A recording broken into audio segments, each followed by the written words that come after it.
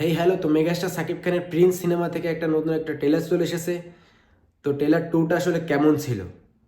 তো এখানে সাকিব খানকে যেভাবে প্রেজেন্ট করা হয়েছে, এইভাবে কিন্তু সাকিব খানকে এর আগেও কিন্তু আমরা কখনো কেউ দেখতে পারিনি। কারণ এখানে সাকিব খানকে একেবারে সাউথ ইন্ডিয়ান স্টাইলে প্রেজেন্ট করা হয়েছে এই ট্রেলারটার ভিতরে।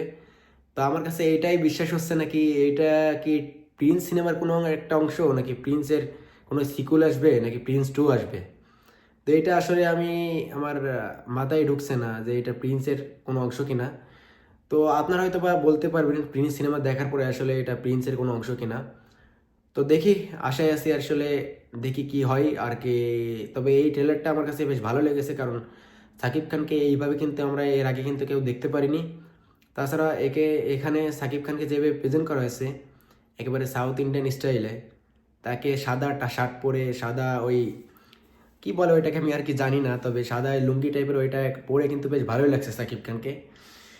তো এইভাবে যদি সাকিব খানকে নিয়ে যদি কেউ একটা সিনেমা যদি বানায়, তো দর্শকরা আমার মনে হয় যে হুমড়ি খেয়ে পড়বে, কারণ এইভাবে সাকিব খান কিন্তু এর আগে কিন্তু কেউ দেখেনি। তো এই ছিল প্রিন্স টু এর এই ট্রেলারটা নিয়ে। তো আসলে আপনাদের কাছে কেমন লেগেছে সেটা প্লিজ কমেন্ট বক্সে জানাবেন। আর হ্যাঁ, আপনারা যদি আমার এই চ্যানেলে নতুন হয়ে থাকেন তাহলে প্লিজ লাইক অ্যান্ড সাবস্ক্রাইব। তো আশায় আছি, দেখা যাক এই প্রিন্স টুটা যদি ভালো হয়, মানে প্রিন্স ওয়ান যদি ভালো হয়, তাহলে প্রিন্স টু এর আশায় তো দর্শকে থাকবে। এখন দেখার বিষয় প্রিন্স ওয়ান আসলে কেমন হয়। তো যাই হোক, থ্যাংকস ফর ওয়াচিং।